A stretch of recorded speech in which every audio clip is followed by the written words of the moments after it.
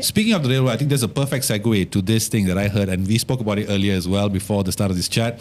You once said on a BFM podcast, you said grades should be a tool and learning should be the goal. I love this. Believe me, I turned into a big fan of yours after hearing you say this, because I couldn't agree more. I'm a parent myself, and it really frustrates me when I see parents nowadays turning their children to the only thing that defines them is what grade they get. Never what they read, what they learn. It's only about the grade, right?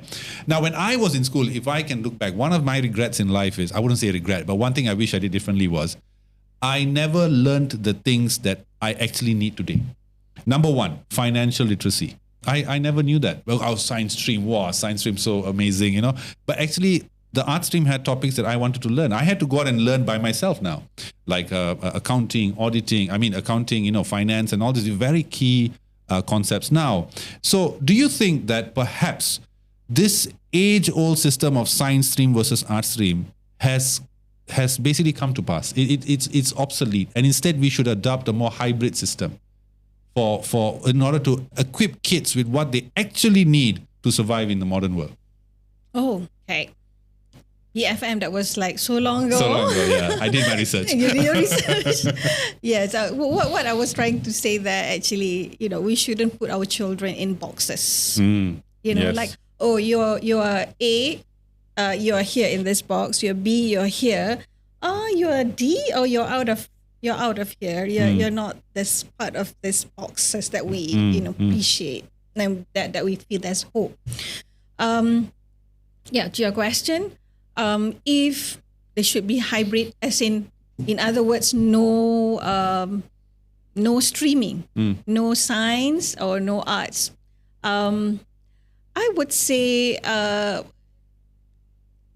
don't think it makes sense to have streams though for me, you know, because in international school, okay, because we have Idrisi International School, right? Yeah. So that's a pathway from Genius Outlet. Then you can go to Sekolah Tinta, which is national curriculum.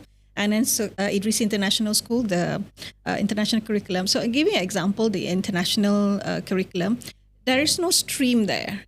But, you know, so in year 10, basically the students will choose their subject. Okay, so they will choose the subjects. And year 11, and when they finally go into the IGCSE exam, they have the choice which subjects they want to sit for exam. You see, they have learned all this knowledge. Like you say, you feel missed out, not learning this, not learning that. So they have learned already those knowledge. But it's not necessarily that they want to sit or they must sit for the exam, because exams, again, grades, it's not necessarily mean how you should define yourself or how others should define you, because the most important thing, you are equipped with that knowledge when you need it, right? But if you want to score straight A's, then you know which exams you want to sit in, right? So that's another story. Yeah. So self-directed learning. So in other words, when you say hybrid, I think what you mean is self-directed learning. That means for the child to choose what's their interest, what's the kind of content, what's the capacity that they have, what's the kind of assessment that they would like to sit. You know, if they are more into art, so their kind of assessment will have their prep work to prepare stage 1, stage 2. So that's along the way, you know. So it's not like exam based, like on an exam day.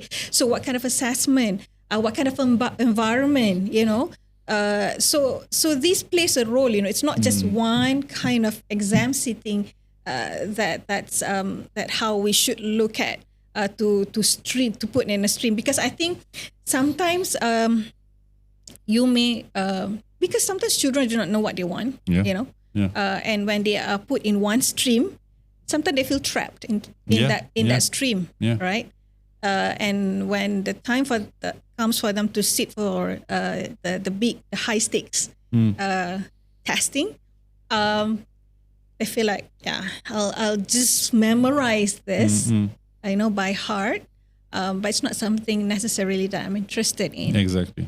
I'm not saying that it's totally wrong though, because we also can teach our children, right? Like, in order to get where you want to be, you have to do things that you don't like. Yes, you don't like. Okay, so it's fine. We can tweak it that way and teach our children, like, it's okay for you to be in whatever stream. But the trap can really be a trap, because, you know, who knows, you know, you actually aspire to be a pharmacist. Exactly. You know, you don't really want to be a doctor, but you don't really quite understand the pathway.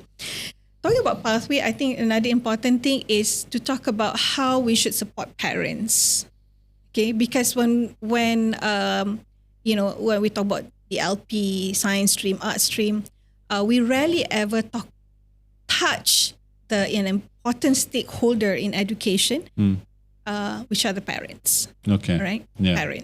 Parents are often seen as maybe, public. It's a public. Yeah. But they're not just public. They're key stakeholders. Yeah, then they're key stakeholder in the education. So I believe that as parents, we need to know what's the education direction. What's the direction? What's the support? What's the support that I can give? What's the support that I can receive? What's the support that my child can get? Not support does not. Somehow in our country, when we say support, we always think that support means financial. It's not just. It's not just financial. When we have a clear direction, information, knowledge about the direction, I believe that as parents, we know where we are going, where we want to, how we can support our child. Sometimes when the direction is not clear, we just go with something that's easy, something that was like how it was in the 1970s during my time. That's just looking at the boxes. No, but speaking of the boxes, and I want to still stick on this topic because it's something that resonates very strongly with me, because when I was growing up as a student, of course, it was because of a teacher, which I will touch later on. But, I've met a lot of people as well along the way who got trapped in boxes, right? Who got trapped in boxes and who weren't really, who ended up who just followed the pathway and to a point whereby they seem depressed because that's not what they want to do. They love something else, but they have to do this, right? When you talk about parents let's talk about the teachers or maybe the school first. Let's talk about the school first, right? The entity. How do you think schools should maybe adapt to find out the strength of each student that they have so that to allow them to better reach their potential as opposed to just one blanket way of examining them and then if you fail this, that's it? Okay. That's called differentiated instruction. Okay. Yeah. That's as you can tell, I'm not a teacher. Okay. So in other words, we look at how we can attend to the 40 students in our classroom. Imagine a public school, 40 students in the classroom, and that's just one superhero with a cape. Yeah. All right? And they are expected to know each child. Okay. Oh, yeah, you are one fussy parents as well. So Yes, you're expecting that, right? Yeah. Yeah, you're expecting that. You are expecting that this teacher should know every child so that the teacher can maximize the potential of every child in the room. Yeah. You think the teacher can do that? No, I tell you what. Let me answer this. I'm not saying cannot. Yeah. I'm not saying cannot. But do you think the teacher can do that? But it happened to me. It did. I mean, I let me tell you something. I mean, teacher, I must say that. I mean, firstly, this is the most nervous I've been on a podcast because I'm second guessing my words. But when I was growing up, I was lucky. I was blessed. I had one teacher in example. Her name is Puan Serjit. I won't forget it. She saw something in me. And she took me and then she trained me in speaking, right? She thought I'm a good communicator. She took me in, trained me, and then I ended up winning a state championship. But it was her seeing that and then applying and helping me through that I was like, I can do this now. I can go on stage, right? I've seen even some of my sport idols, my all these people I follow online. They talk about their teachers, how one teacher saw something and then brought that out. It changed the life of that person, and Yeah. I can't deny that. I myself too. I have that one teacher. I think everyone will have that one teacher. Yeah. But putting the expectation that one teacher can understand and know each child, that will be quite overwhelming. Maybe that one teacher saw you, but might not really see each and everyone in the classroom. Maybe. Right? To be fair. Yeah. Okay. It's a good teacher anyway, that it's not, instead of just ignoring you, but actually brought you up, great, like up there in winning the championships and all. So, yes, the teacher can do that to that question. I ask you then, I'm answering it. Okay, so is this your podcast? So the teacher can do that, but with support. Okay, Yes, just now I yes. talk about support for parents, Yeah, right? yeah. Why I like to touch about this support for parents, support for teachers, because in education, when we talk about education reformation, education transformation, we rarely ever touch about the support for teachers and parents. Now, support for teachers, again, the teachers need to be supported with the right ratio, for example. Yes. The right Yes. ratio. To begin with, the right ratio actually, what the ministry has given to us as a private school. Why parents go to private school? Because we have the right ratio. Okay. No, we cannot exceed the ratio and the classroom size and whatever. What is the ratio, if you don't mind me The asking? ratio, if it's for the primary schools above, it's one teacher and 25 students. Oh, wow. And we normally don't go above that. We normally go around 20 students. So And- basically and- government schools are above the ratio. Not all, of course. There are some.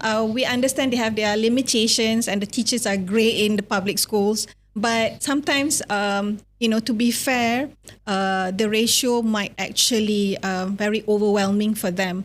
We have to understand teachers are human. Okay, so they have the mental health, well-being that needs to be taken care of. To begin with, the ratio, and then the support of resources, support of ongoing training. So these are among the things that we need to look at, how teachers can be supported. We can't just give an instruction, that superhero instruction, that okay, now we are going to do inclusive education. Inclusive education means, like what you mentioned, the teacher know every child, so you have in the classroom not necessarily the same level. Some children are more advanced, some are still struggling to read, for example, but the teachers should be able to vary the way they deliver the content, the way they deliver the assessment. Yes, they can do that, but they need support. It cannot just be with instruction. Fair enough. Fair. Yeah, fair enough. Yeah, I'm speaking for the teachers.